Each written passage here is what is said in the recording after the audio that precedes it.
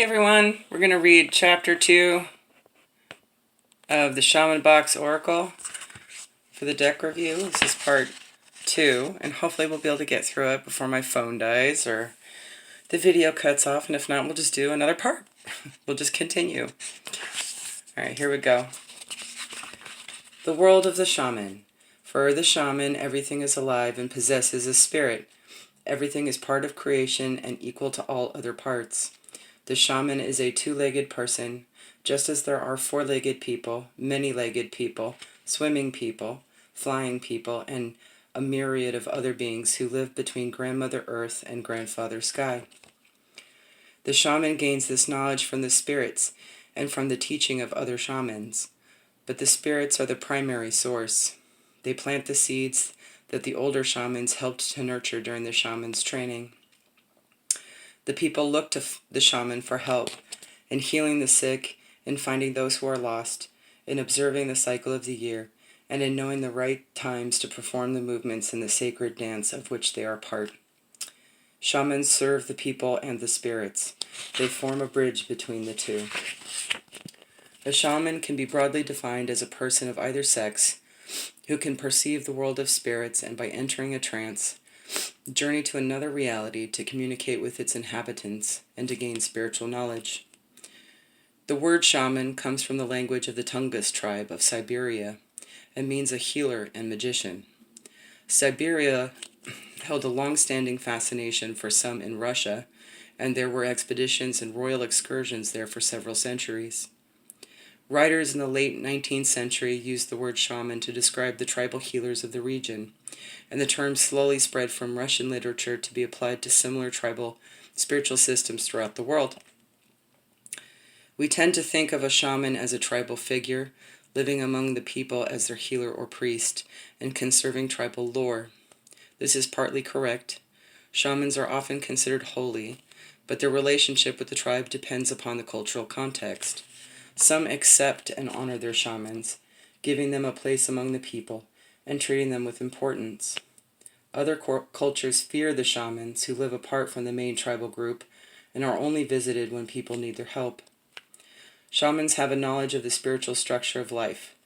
They see that humans have a relationship, both spiritual and corporal, with all the other beings in the world and cannot live in isolation from them. Shamans were the first people to work actively with the sacred, the first people to enter into a sacred dialogue with creation. Shamans usually possess expertise in illness and healing, which may or may not include a considerable knowledge of herbs and plants. They are likely to be skilled in performing ceremonies to ensure good hunting or harvest, and to be experienced in the rituals surrounding birth, puberty, marriage, and death. They may also be responsible for recording the passage of time. Most important of all, they act as a bridge between the everyday and the sacred, the world of the two-legged beings and the world of the spirits. They often facilitate the annual ceremonies that bind the world of humans and the world of spirits. The shamans are sacred technicians. Shamanism has existed for tens of thousands of years. Despite many variations, there are similarities in the way different cultures interpret the sacred nature of the world. Common to all of them is that they see the world as being deeply alive. People all over the globe feel connected to the world, stitched into the sacred fabric of creation. With this perception comes the need for a person who can communicate with the world, the shaman. In North America, from Siberia and the Far East, shamanism spread across the Bering Strait to Alaska and on into Canada and Greenland. Many of the Native American tribes of North America have a shamanic view of the world. Central America, there was a deeply animistic and shamanic flavor to the spiritual understanding of the Golden Sun empires of Central America, such as the Aztecs and the Maya. In South America, an animist, mystic, and shamanic awareness is found in the spiritual beliefs of South America, whether in the green forests, in the cold mountain heights, in the deserts of the west coast, or in the near tundra of the very southernmost tip. In Europe, from western Siberia, shamanic elements spilled over into parts of northern Europe and on down into the warmer climates of Central Europe. In several countries, there are numerous standing stones, stone circles, and churches built on sacred sites far older than Christianity. The people who built them shared much with the Siberians, the Native Americans, and the Aborigines of Australia. In the Middle East, in classical times, the Middle East experienced contact with shamanic tribes sweeping in from the steppes of Siberia. In Africa, the Pacific, and Australia, shamanism also exists in Africa, the Pacific Islands, and Australia. The cultures of the Aborigines of Australia and the Maori of New Zealand are both rich with shamanic spiritual wisdom and tradition. In Siberia, Russia, and countries of the Far East, it occurs there. In southern Siberia, Mongolia, and China, it formed a mutually enriching fusion with Buddhism. Traces of shamanic culture can be found in the islands between Russia, China, and Japan. In the shaman's world, wherever you are and whatever you are doing, you are surrounded by spirits.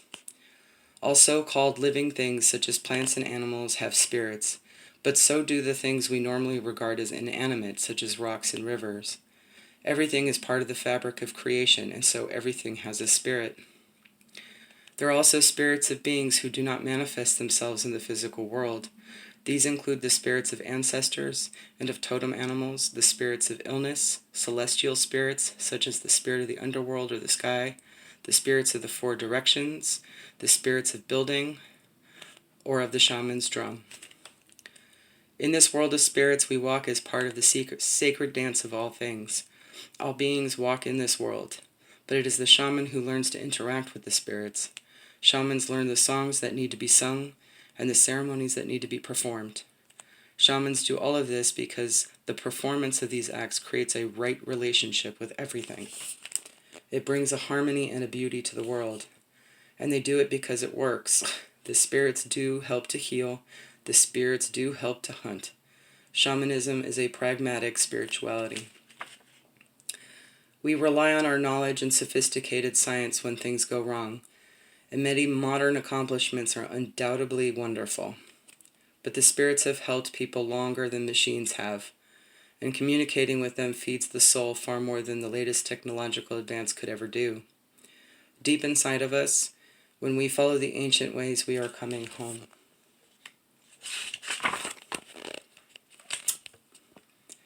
In the beginning was the everything that was male and the everything that was female, the everything that was hot and the everything that was cold, was up and down, was dark and light, the great-grandfather and the great-grandmother of all things. And these two danced together, and as they danced they made love and gave birth to the firstborn, the sun. And they danced and made love again, and gave birth to the secondborn, the earth. And the children of the great-grandparents, the sun and the earth, made love, and their child was the sacred plant people. They made love again and gave birth to the sacred animals, and again they made love and gave birth to the sacred humans. That is how and why we are all created. This sense of connection between all things is shared by a large number of tribal cultures. In many Native American spiritual traditions, especially that of the Lakota, the words for all my relations are spoken in ceremony. The words are a sacred prayer, a way of saying thank you to all that exists for the gift of life. When a ceremony is performed, it is enacted for all our relations, for the health of all beings. In the words of attributed to Native American orator Chief Seattle, man did not weave the web of life, he is merely a strand in it. When people lose touch with their relatives, when they become isolated and disconnected from the world and the sacred dance of the year, they get lonely for those things. They hurt deep inside. And when people hurt deep inside, they lose touch with themselves. They become empty within, and illness comes into the emptiness and hides there. Because all things are alive, all things must be respected. The ethics of shamanism are therefore of prime importance. The first step on the shamanic path is to learn that every action must be performed with respect and gratitude. The recent growth in demand for quartz crystals as healing objects resulted in some highly unsacred methods of mining, such as dynamiting the crystals out of the ground, a dreadful defilement in the eyes of the traditional animist. The taking of oil from the ground can arouse similar horror, as in the case of the Uwa people of Colombia who threatened mass suicide in the face of an oil company's plan to drill on their sacred land. The offering of a small token or sacred gift in return for what you take is a key feature of animistic and shamanic spirituality. When you visit a sacred place or perform a ceremony on the land, when you remove a piece of wood or take home a feather, you should always leave behind a gift in its place. Life is very precious, and we need to take from other beings in order to live, but one day we will die, and we ourselves become food. It is the basic nature of things. So we should always be grateful for the time we have, and use the things we take with gratitude.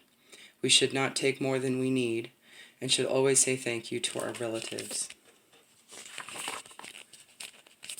The Hoop of Creation. Stand in an open place where you can see a long way, and you will notice that you are in the center of a circle, the circle of the horizon. Your place at the center of the circle is the sacred center of the world, and the sacred hoop of the horizon goes all around you. We are all of us, all the time, in the center of the world, but we usually simply fail to notice it. The circle and the cross. As you stand in the sacred center, there is always a direction in front of you, one behind you, and one each to the left and right. There is also the sky above you and the ground below.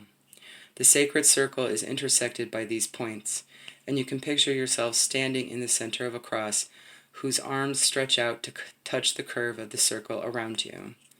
The sun arises in the east and sets in the west. These directions therefore form two arms of the cross, fixed points that all beings have in common. With these in place, the other arms of the cross, the north and the south, can also be fixed. The circle and cross become a means of making sense of the world, and together they form the shape of the medicine wheel. Native peoples all over the world have held the circle sacred for thousands of years. It is sacred because it occurs around us in many forms. The sun and moon are circles, the stars circle the heavens, the year follows a circle from winter through summer and back to winter again.